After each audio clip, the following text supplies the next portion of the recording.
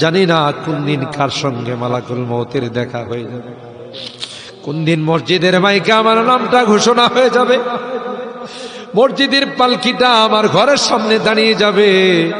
এটা তো এমন পালকি, এটাতে একবার যারা শুয়ে যায় জীবনে আর দ্বিতীয়বার সুযোগ আসে। দুনিয়ার মানুষ নিষ্ঠুরের মতো আমাকে গোসল করাবে, আতর গোলাপ দিয়া সাজাবে, খাটিয়াতি করে ও জানা ও চেনা দেশের দিকে নিয়ে রওনা দেবে, আমাকে জঙ্গলের দিকে নিয়ে রওনা দেবে।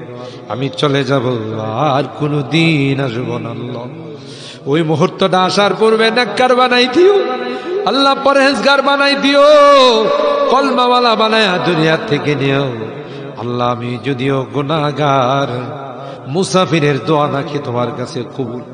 সাদা দাড়িওয়ালাদেরকে নিয়ে হাত উঠেছি আল্লাহ, আলেম উলামাদেরকে নিয়ে হাত উঠেছি, পর্দার আড়ালের নেককার দিনদার মা বোনদেরকে নিয়ে হাত আল্লাহ।